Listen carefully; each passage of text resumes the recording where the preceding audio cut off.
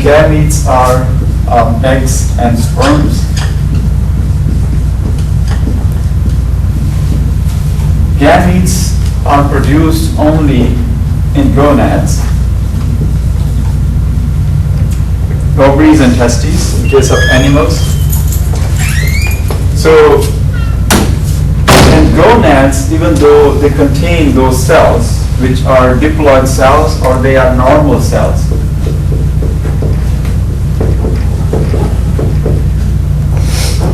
but from these cells, gametes are produced which are called haploid cells. What is the difference between these two terms, diploid and haploid? The sex of the chromosome, one is full. That's right. That's right. So haploid and diploid are the terms which are used to describe the number of chromosomes. Diploid means twice, and haploid means full. So this is the full set of chromosomes, and this means two sets of chromosomes. So this is full set, and in case of humans, that number of haploid chromosomes is 23, and diploid is, what should be this number? If this is 23, 46. These are two sets of chromosomes. And these two sets of chromosomes that are contained in our body, actually they come from the two parents that make us. The two parents that we inherit our chromosomes, our genes from, they both contribute in forming, or they both contribute in forming the very first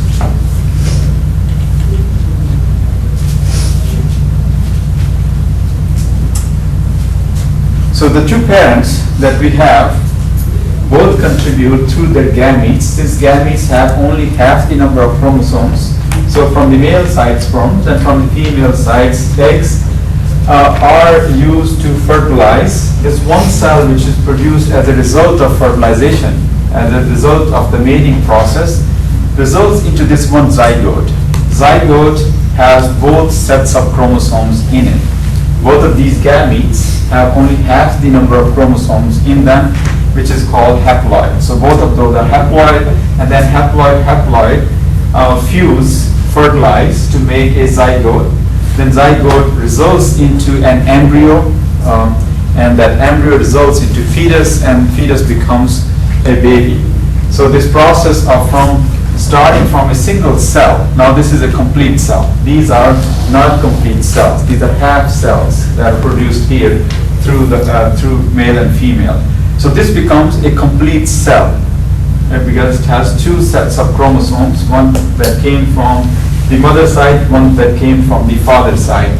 So the baby is produced. That's why the baby is somewhat in between the two parents. The features of the babies are generally in between the two parents. Sometimes they have actually different features as well, because there is some hidden genes also. So hidden genes are, because half of those come from here and half come from this side. So there are some genes that are still kind of not expressed, that are not shown, even though they are present in an individual, but they are not shown because those are masked by the genes that come from the other gender. So half of those that come from the mother side does not mean that all of those half will be shown in the baby. It could mean that the baby will be a mixture of both of the parents. They will have some genes from the mother side, some genes from the father side, and then the baby will show both of those. Like you see eye color, for example, within your own families, if you have 3-4 siblings, you will see the eye color may be different. They may be similar, may be different too. Sometimes actually, especially in lighter color, if your mother has one light color and father has another light color of the eyes, the babies actually can have multiple ones. Some families have 3 or 4 different ones. Same thing in case of blood typing. Your mother and father could have a blood typing that could result into 4 types of blood in your family. So all 4 siblings that you have may be different based on the blood type of your of your parents. So those are all because of this type of a process, which is sexual reproduction. Through sexual reproduction, through fusion of gametes, it results into a zygote that has a combination of both of the parents. So this process that is shown here of sexual reproduction is the basis of all variations that we see. That is true in case of plants and animals. We are all so different from each other, even within the family, even within the siblings. We are so different from each other that nobody in this universe that has ever been created is similar to another person, except identical twins. Not twins, but identical twins. So identical twins are the only ones. Even they are not 100% similar. So there are differences actually even within identical twins. They are very similar. They are about 99.99% similar, but they still have some variations within those twins as well. So this process results into all types of variations that we see in this universe. So this is what we'll be talking about today, reproduction. Why there is actually sexual reproduction? Because sexual reproduction recombines two different types of genes together.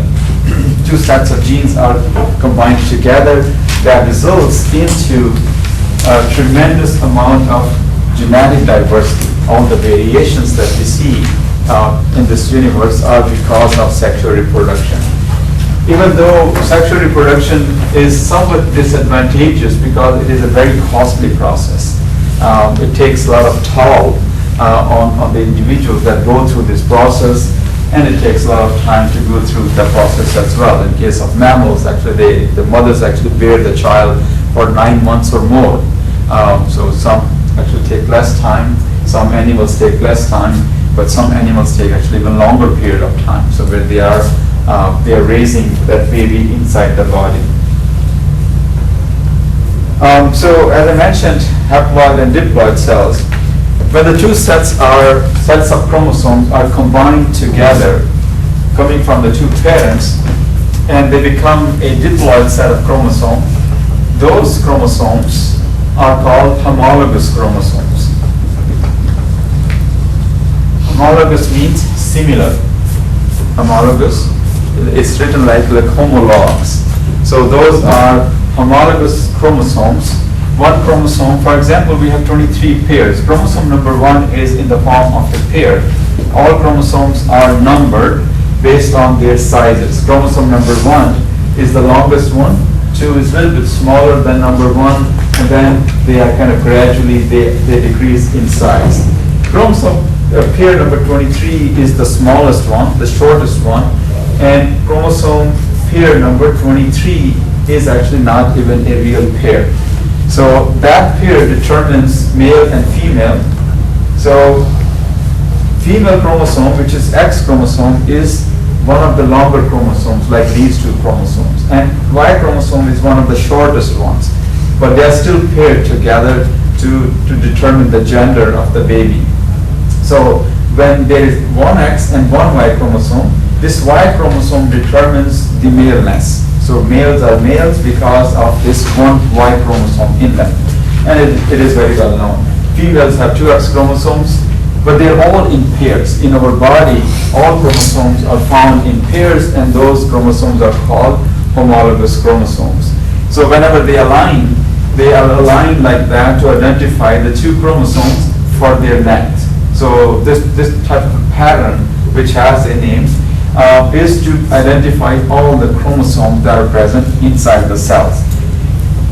And so what they're trying to see is the length of the chromosomes, because the length of the chromosome is not the same. If one chromosome is missing a piece, that would mean there is some genetic thing which is missing in that person. And that results into many different types of syndromes. There are many syndromes which are because of a piece of chromosome missing, or because of there is an additional chromosome present in that person. So when the babies are made through fertilization process, then one chromosome is additional or missing. So we'll see that at the end of the chapter in the form of Down syndrome.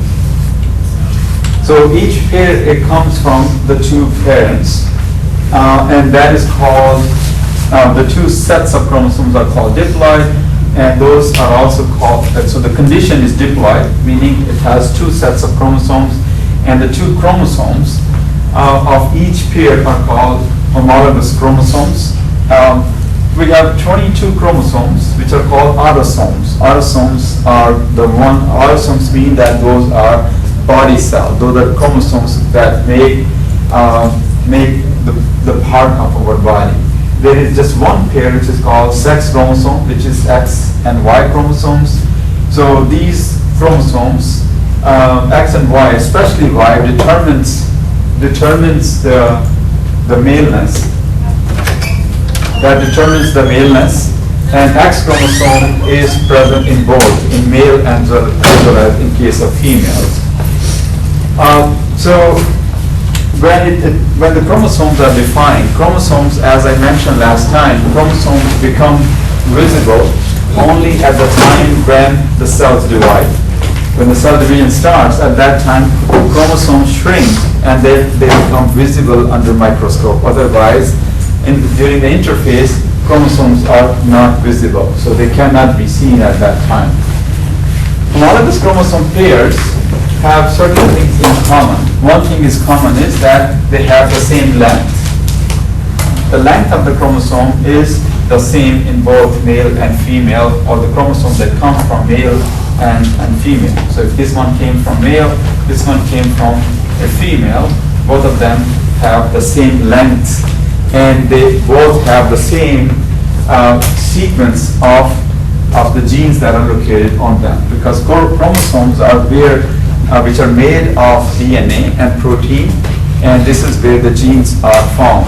And genes are just sequences of DNA. So chromosomes have DNA, they are made of DNA, then DNA plus proteins, that is the composition of chromosomes. And chromosomes are where genes are located. And genes are just the sequences of DNA. These are just the sequences of DNA that can go through transcription and translation. Transcription results into, what does transcription do? What is produced in transcription? Chapter number 8. That was not too long ago. It was only last week. So transcription is formation of RNA. When RNA is made from DNA, that process is called transcription. And the translation is when that RNA molecule is converted into protein. That process is called translation. So these are the two processes that are done to make some genes. So when your eye color becomes brown eye color, it is because of this process. So some gene located on some part of the chromosome goes through transcription and translation. Translation makes a protein, and your eye color is because of that protein. That may be brown, that may be blue eye color, or maybe green eye color.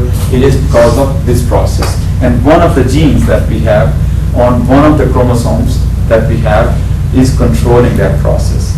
So you become this tall because of this process. You become short because of this process. You have a nose of that shape because of this process of transcription and translation. Because genes are the ones that determine who you are, what you do, how intelligent you are, and what type of diseases you may have now or in future. So it's all determined on these chromosomes. That's why it is so important to understand the chromosome. That's why people have spent decades actually to study just these chromosomes. These chromosomes have been sequenced completely. Our genome, our chromosomes that are 23 pairs, is very large, but it has been sequenced in entirety. So it took about more than 10 years to sequence it, more than 10 years to sequence the entire sequence of human genome, but it is done. And it's important to understand that. So that is the importance of the chromosomes. because this is over inheritance. Over inheritance depends on these chromosomes. That's why it is important to kind of study those. On each chromosome, chromosomes don't look like these. These chromosomes look like these after they are duplicated. Otherwise, chromosomes are linear strands of molecules of DNA and protein.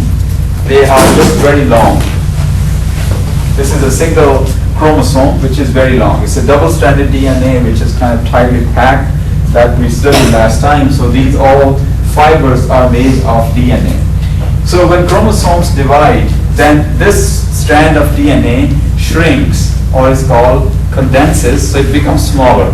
So the same strand which is here becomes a little bit thicker, but much shorter than this strand of DNA. So this strand of DNA then goes through the process of, which is already kind of gone through the process of duplication.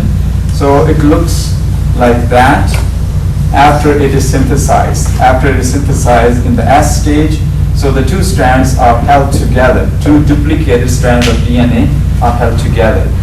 When mitosis starts, or when meiosis starts, in both of those, then the chromosomes become much shorter. They become thicker, and since they are duplicated, so we can actually see them side by side. They are held together in the middle, and this type of structure is seen in one of the stages. This type of structure is seen when metaphase starts. So the chromosomes are already duplicated. They are held together from this point. So they are attached here at this point, which is called centromere. And the two homologous chromosomes can be seen side by side. So they are, because both of them are replicated at the same time. This is the kind of structure we will see when the chromosomes have already duplicated and the process of mitosis or meiosis will start. The genes that are located on both of these chromosomes, those are called alleles. Alleles are two forms of the same gene.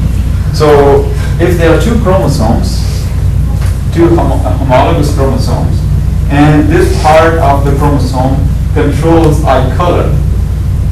So this gene is to control the eye color. But now one of these genes, if this one came from the father side and this one came from the mother side, so father may have this gene which is brown eye color. Mother may have green eye color. Now these two are alleles. These are two alleles, even though they are complete genes, but two forms of the gene. The two forms of a single gene are called alleles. So this is brown allele, this is green allele, and the function of both of these is that they control one function, which is eye color. There are 22,000 genes that humans have. We are made of about 22,000 genes. So all of those genes that make our structure, that gives us intelligence, shape, behavior, everything is controlled by these genes. So this is one example only. All those 22,000 genes that we have on our chromosomes control some function, control some type of a feature, some type of intelligence or behavior or something in us. So that's why the complete person is the product of all the genes. So that's why we are so different from each other, because we are a product of that, a product of all these genes.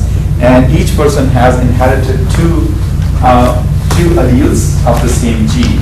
So even though your eyes may be brown, but you may be carrying actually a gene which is a green gene in it. So it is not showing in your eyes, but you can give it to your child.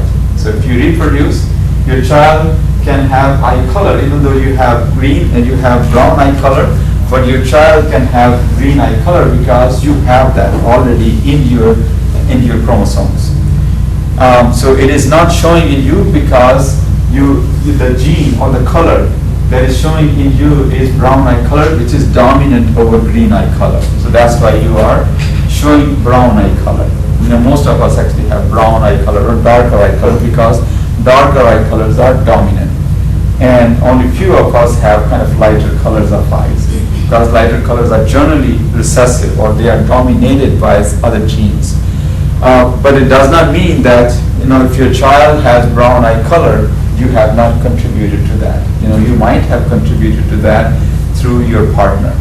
So it is all in the genes, and genes come in two forms, and those two forms of the same gene are called alleles. And we have 22,000 genes in our body that determine, everything that is related to us. The process of forming the gametes that is shown here, those gametes are formed through a process which is called meiosis. Meiosis is, another name of meiosis is reductional division. It's called reductional division.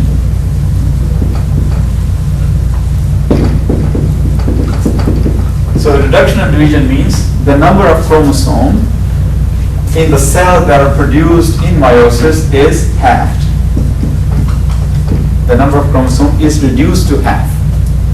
So our body cells have, in our gonads, in our testes and ovaries, we have 46 chromosomes in the cells, where from the same gonads, the number of cells that are a number of chromosomes that are present in our gametes is only half. So that's why actually they have only 23 chromosomes in the gametes.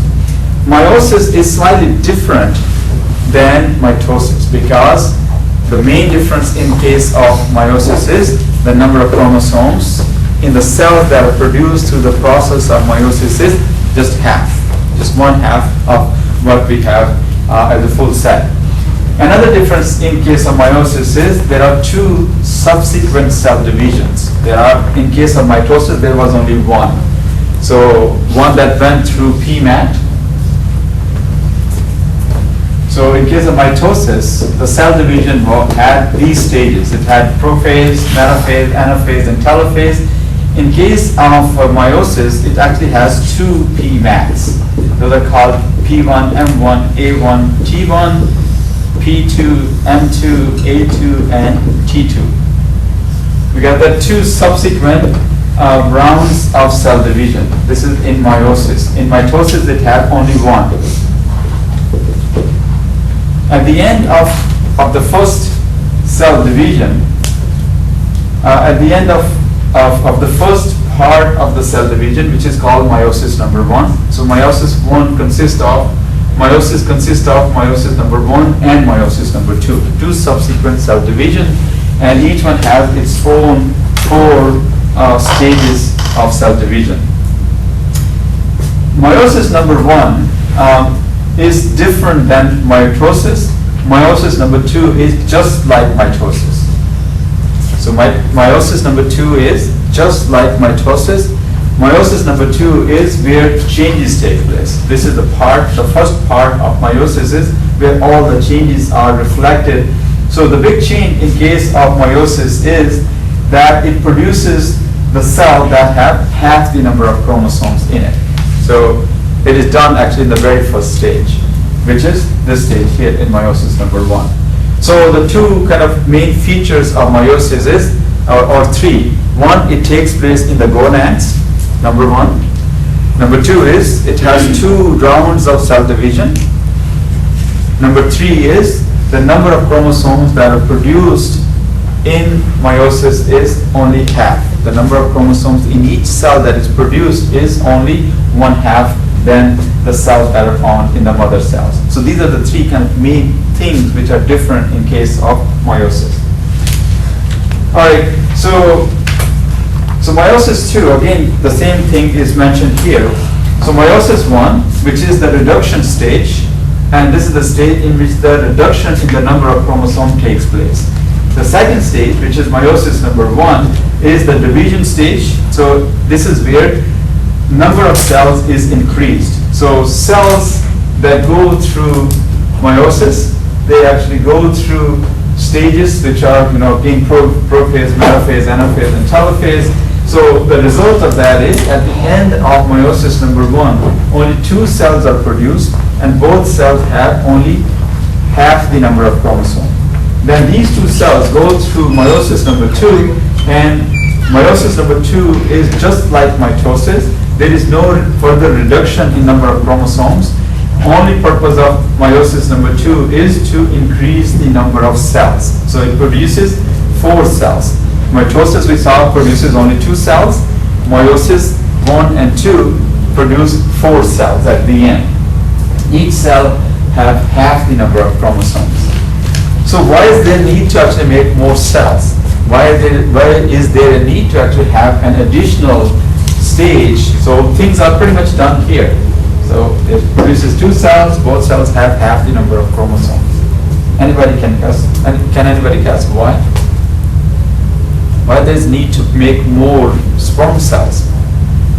Because they will survive. That's right, it's the survival of those cells. In case of females, they also actually produce 4 egg cells every month. When ovulation takes place, it produces 4 of these cells. Only 1 of them matures. 3 of those are eliminated. They are utilized, they are consumed inside the ovaries. Only 1 is ovulated.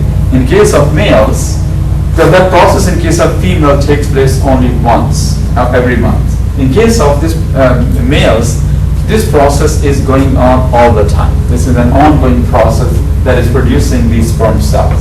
Because majority of these sperm cells actually are either not fertile, they are either not viable, or they are destroyed. The purpose is for reproduction, so they are not really viable. They don't perform their function, and majority of those are eliminated.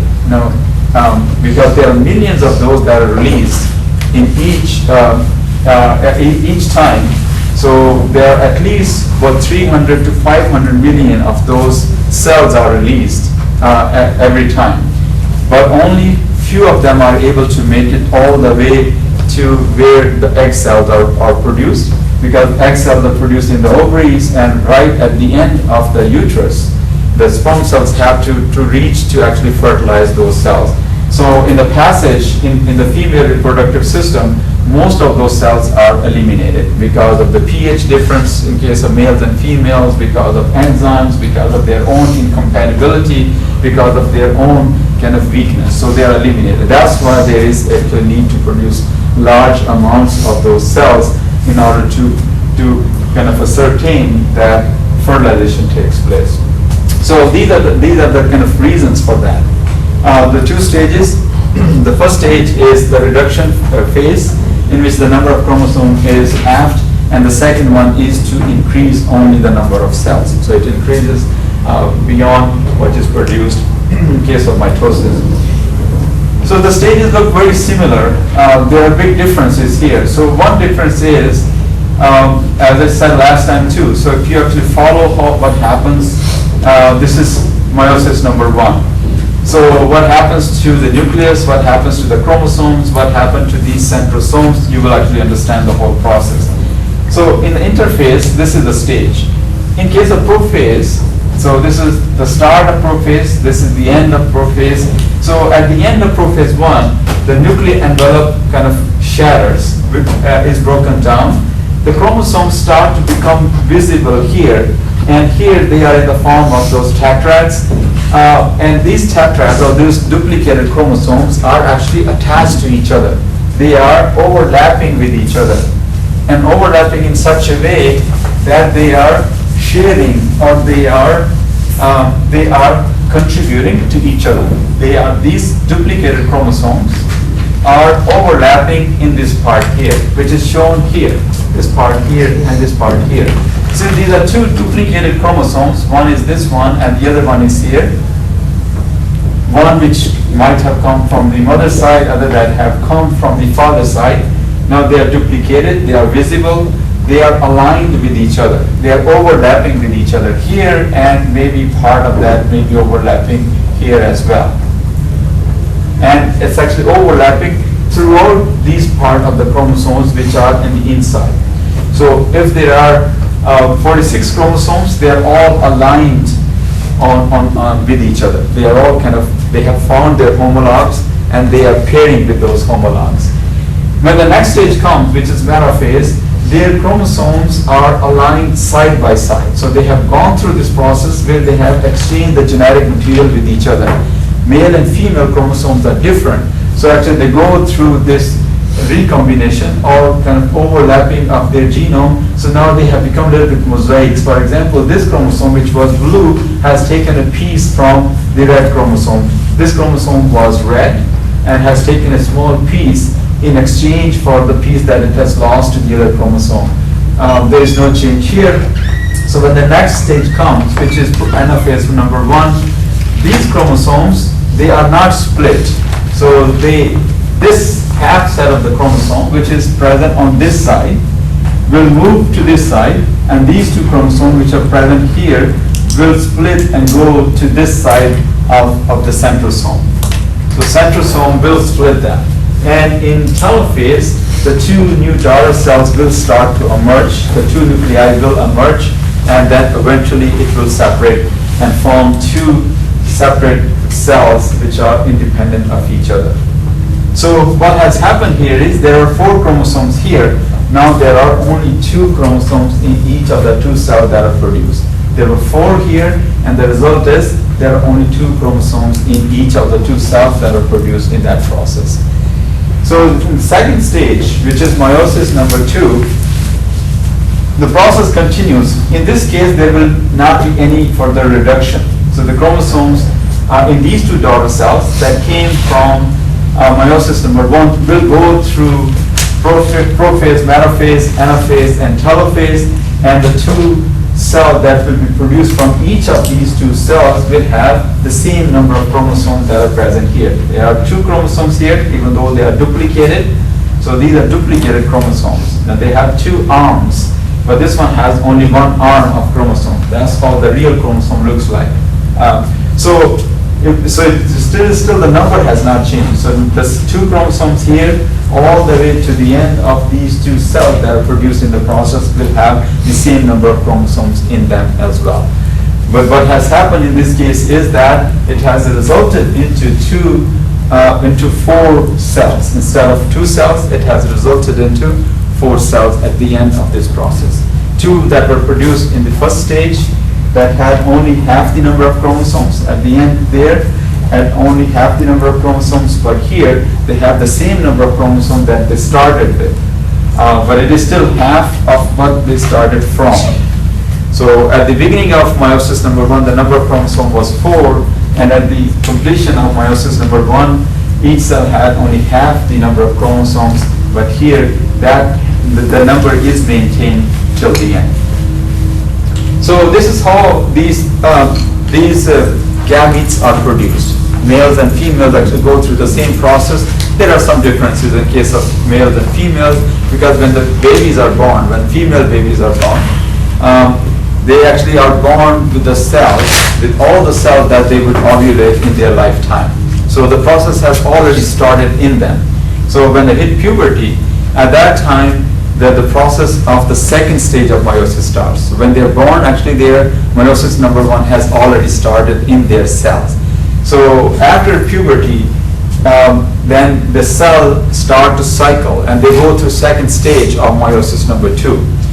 But meiosis number 2 is not completed. When they release that egg through ovulation, that egg is not complete at that time also. The egg can complete only when it is fertilized by a sperm cell. So if it is not fertilized by a sperm cell, then it is released as an kind of an incomplete cell, which never actually completes. So in case of males, that's not the process. When they produce sperm cells, they are just produced by going through 2 stages of meiosis at the same time. So so that's why their cells, their sperm cells, are mature when they are released from their system. So these are just a kind of detail that you can read at your own time. The 2 stages of meiosis and 2 stages of meiosis are written there. So meiosis is for variability. It creates tremendous amount of variability. So that's what the sexual reproduction is for. So there are 2 things that we actually really did not go through, and we probably will not go through in a whole lot of detail, is crossing over. So this mechanism is crossing over. So the crossing over means that the 2 chromosomes, or homologous chromosomes, they exchange genetic material with each other. That's why whenever eggs and sperms are produced, whenever gametes are produced, those have tremendous variations in them. All sperm cells, there may be trillions of sperm cells that are produced in a male. They're all different from each other. So it depends on which one of those gets to fertilize an egg cell, results into a baby which is completely different. So the comparison that usually people make is that all the individuals that have ever been born on this planet, starting from the very first human being till today, some people estimate that starting from Adam till today, roughly about 120 billion people have been created that came from one person till today. About 120 billion people have been born, including all people who live today. So all of those 120 billion people were different from each other.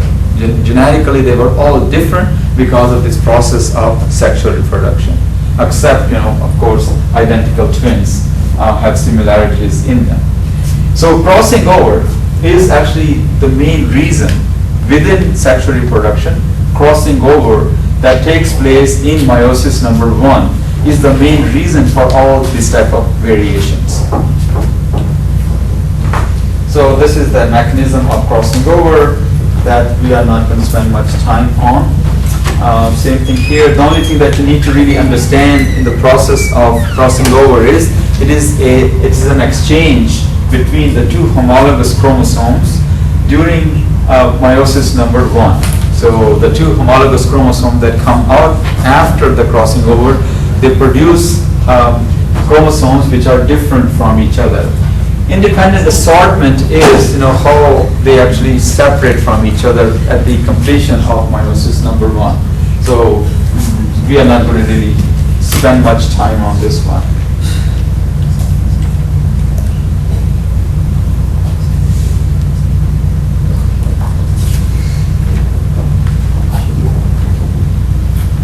Are there any questions?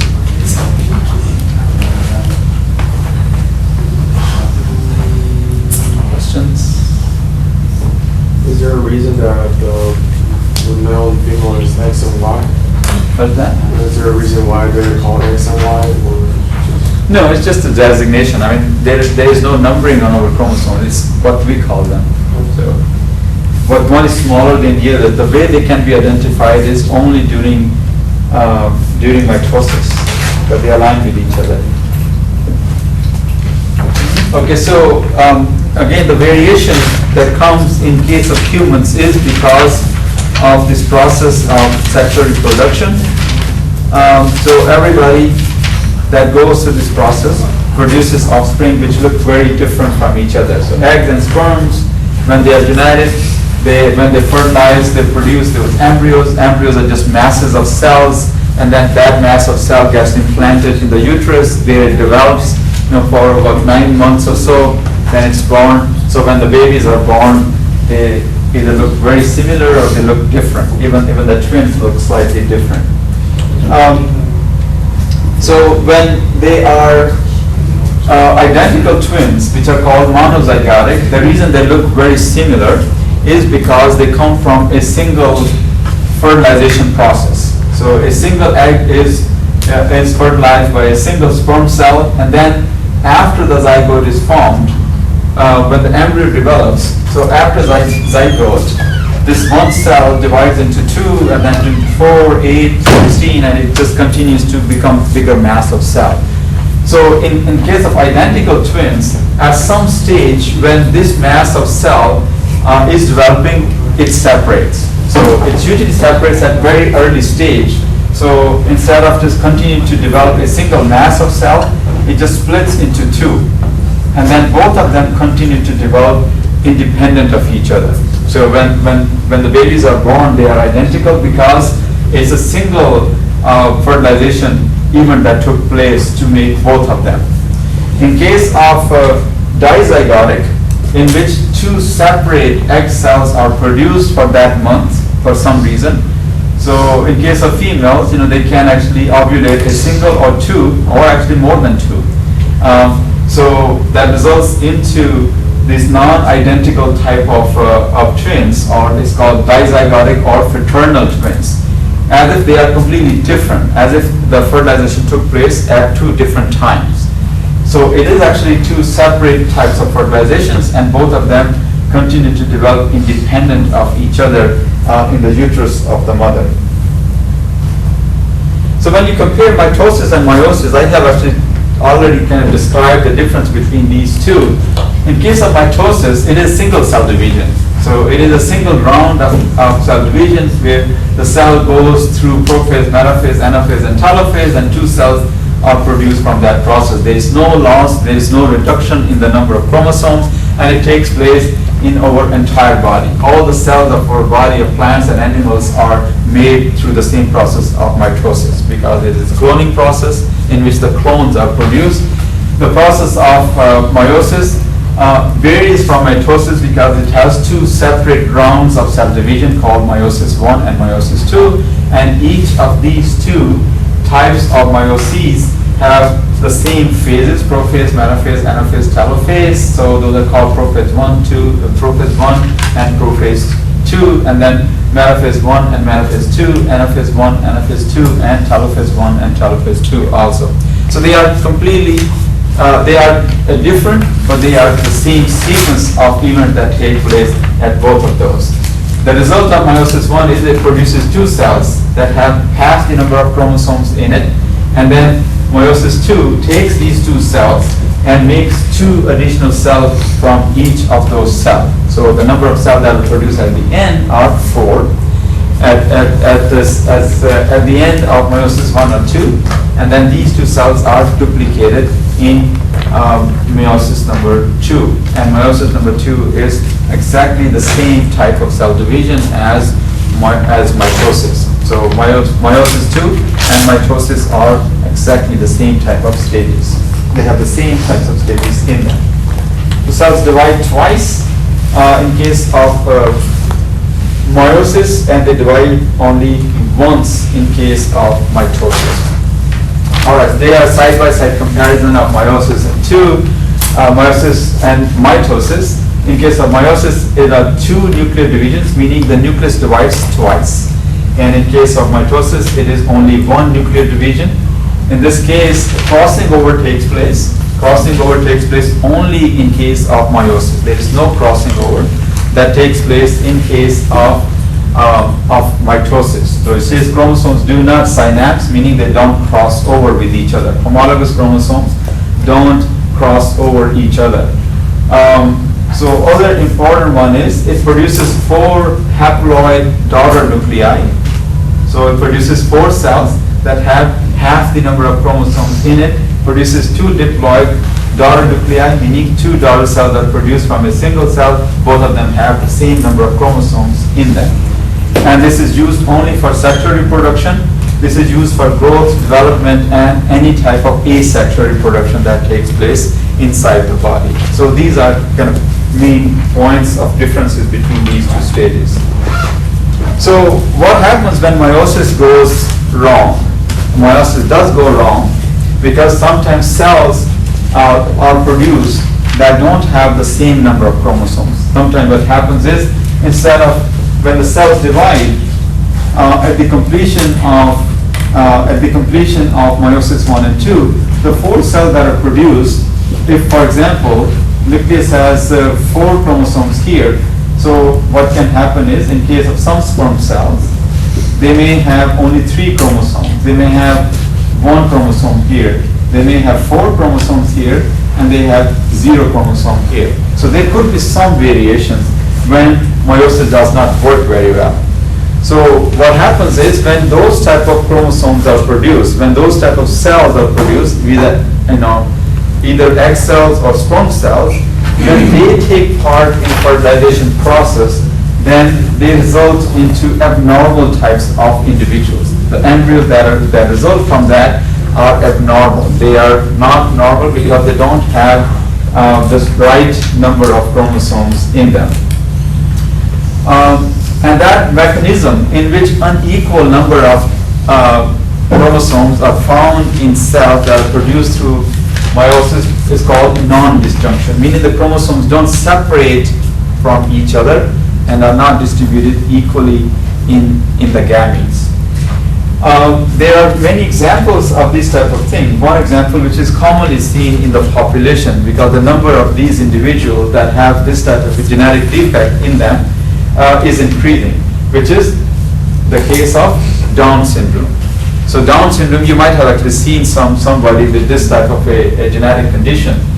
And that is because these individuals have one additional chromosome. Instead of having two homologous chromosomes, chromosome number 21, they have an additional chromosome. So this type of analysis is important because you can see very quickly what is going on in the genome. It is usually given to those parents who actually, it is given actually to those fetuses that develop in those mothers who actually become pregnant later in a later part of their life. When they are close to 40s or so, if they become pregnant at that time, these type of tests are given to them because the chances of developing these type of non-disjunction of gametes or eggs cell is much higher in case of females when they cross the age of 35 or so. Even though the chance is still there when they become pregnant at the age of 20, but the chances are exponentially much higher when actually they become pregnant after age 40 or so. Yes. So there's an extra chromosome on any other number of the chromosomes? Yeah, there are other conditions. There is one which is for 13. There is one which is for chromosome number 18. So this one is called Down syndrome, and those are some other ones. There are some Klinefelter syndrome, which are more related to these chromosomes, X and Y chromosomes. There are many other conditions too. But the most common one is this Down syndrome. There are some, in case of humans, other types of these aberrations, these are called chromosomal aberrations or trisomy because they have an additional chromosome.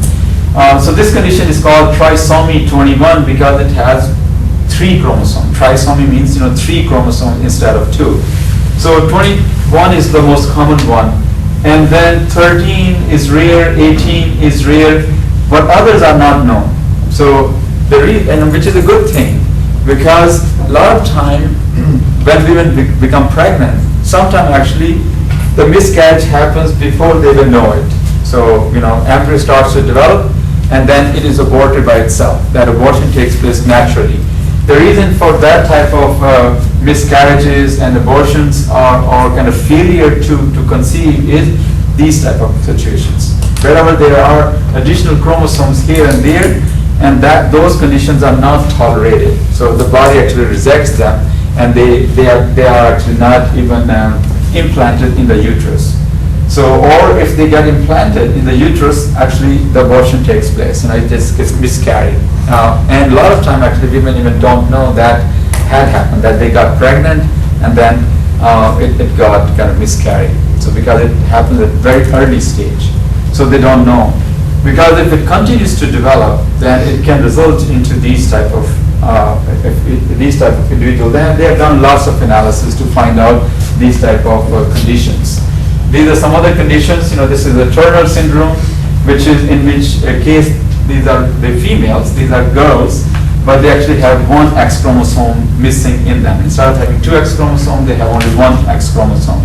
So they look normal. Generally they are shorter, not the kind of shorter, like my size or shorter than that, but much shorter than that. They are usually identified from their neck. Their neck is much thicker than the other ones.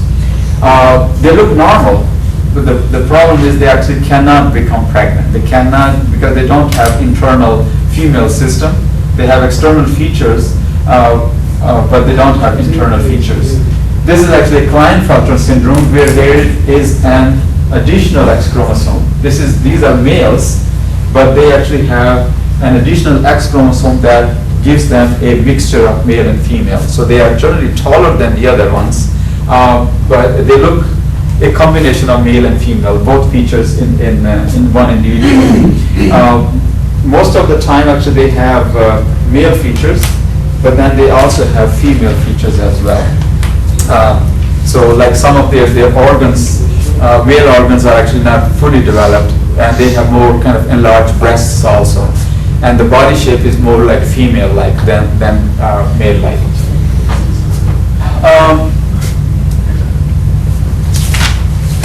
Okay, any questions?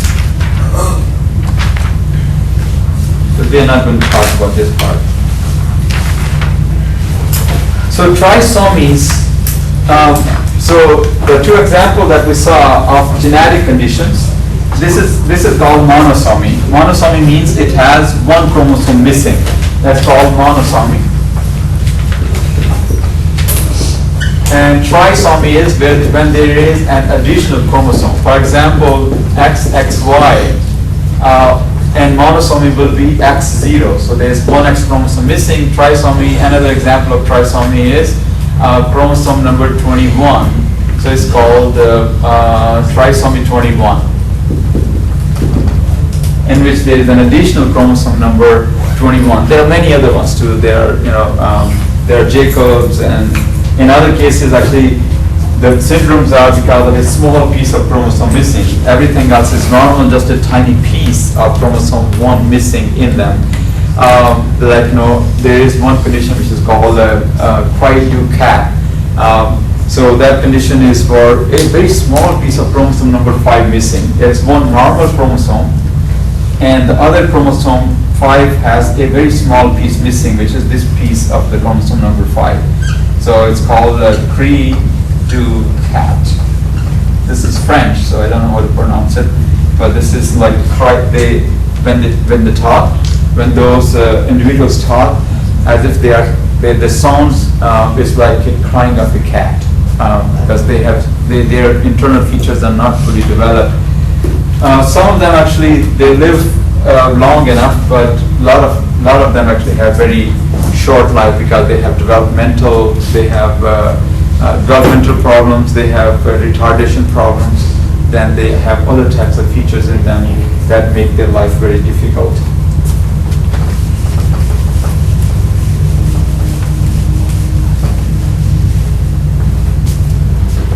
Okay, so that's all the part of chapter number 9 I wanted to cover. So the important thing here from chapter number 9 to know is, what is meiosis? What is the purpose of meiosis? Where meiosis takes place especially in case of animals, in case of mammals, or in case of humans. And what are the different stages of meiosis 1 and meiosis 2? And what are the effects of the failure of meiosis, which is production of these eggs and sperm cells that have a normal number of chromosomes in them, because those could be inherited and given to the individuals. And where the most of the variability comes from. Most of the variability comes from meiosis number 2 and prophase number 1 through the process which is called crossing over. Okay, any questions? Chapter 10 is still student. Yes,